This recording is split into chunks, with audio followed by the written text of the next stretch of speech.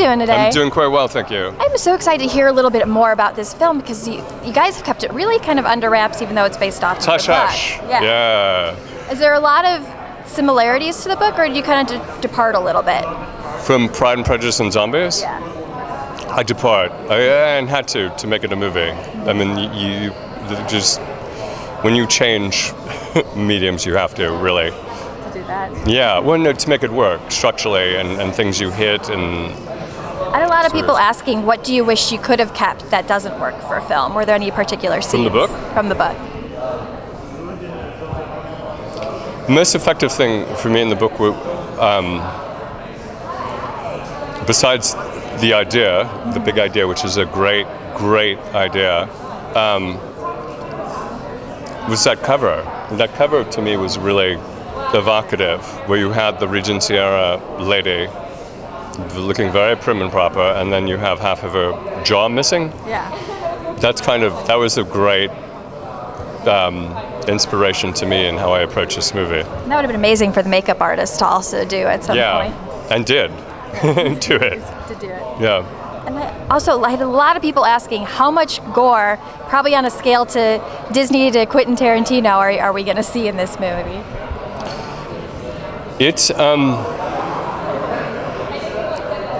as far as people get so desensitized to these things because of video games, but as far as our zombies and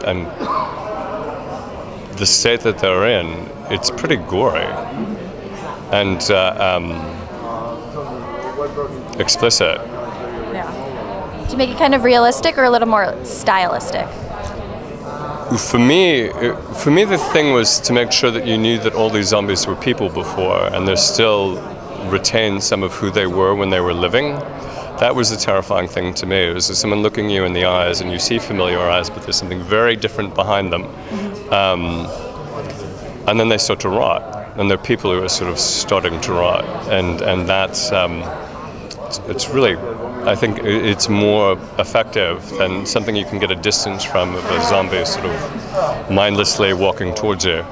So I was really excited when I heard you were coming on board, because a lot of the movies you do are kind of coming of age and bringing that into a movie that a lot of people would expect is a little bit more action-based. Mm-hmm. How did you kind of fuse the two together?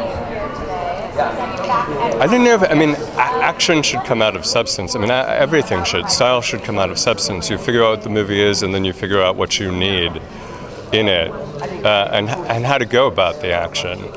Not just because there's a lot of sort of now people being buffeted with mindless spectacle and mindless action, as opposed to you go back to the Seven Samurai, where everything was specific, and the way somebody fought also revealed who they were, you know, and the things were related. They're not just sort of grafting on all this action for action's sake, but our action is badass. And Sam Riley and Jack Houston gleefully kicked the shit out of, gleefully sword fought for I think a week on end, and just were going after each other.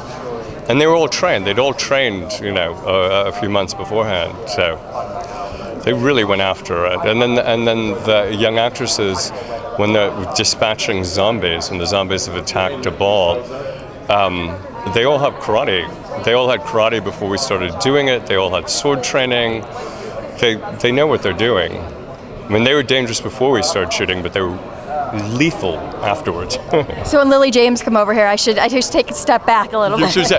Don't get on her bad side. Okay, I'm going to try not to. Thank you so much. I can't wait to see it. Thanks very much.